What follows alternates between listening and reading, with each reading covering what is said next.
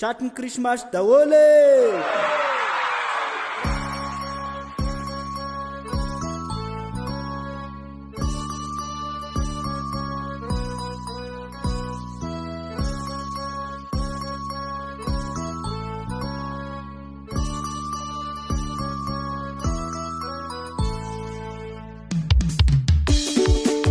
Famozy niteraka an'io andao sika falifaly kiravoravo ao amin'ny fanay maso. Aiza sika teraka an'io lay mpazaka topolaka hitondra fandresena hitondra famozena. Teraka an'io lay mpazaka topolaka hitondra fandresena hitondra famozena. Teraka lay mpamonjy teraka an'io dao sika isaoka anazy dao sika iobenazy. Teraka lay mpamonjy teraka an'io dao sika iberanazy iaraka nandratrazy.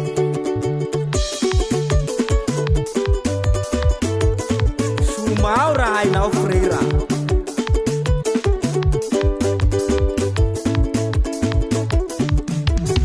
Ifaly miravoa hoany ray sy toa asandaty fidirana mariky ny fanazana.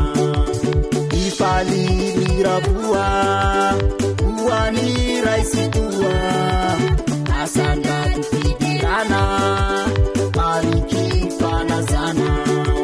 Teraka lay mpamonjy teraka an'io dao sika isaoka anazy dao sika iobenazy.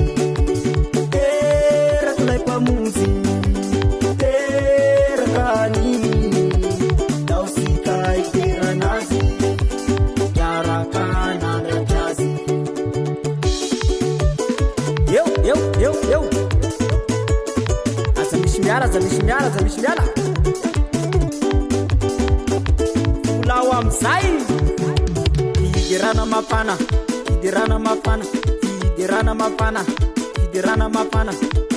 esô teraka ao Betlema tratry ny asaramanitra sika androany mitondra fanavotany hitondra fandresena voasoratra ao amin'ny bokyny mpaminany.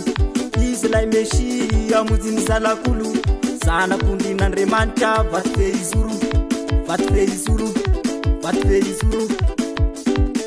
Aiza sika miaraky totorevikiderany topa sika androany manakoakery toy ny feonanzely feonje Jesosy Kristy tambola zazakely reo mpiandriony nanome voninahitra anazy miakoaky teo atongotrany koa ireo maky mitondra zavatra sarobidy sy zava-manitra toy ny volamena izay nataony fanatitra.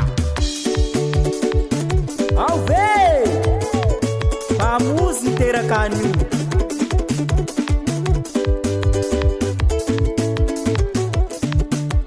Teraka lay mpamonjy teraka an'io hitondra fandresena hitondra famozena. Teraka lay mpamonjy teraka an'io ifaly miravoa hoany ray sy toa. Asy urakoraka mafy be ho an'i Jesosy.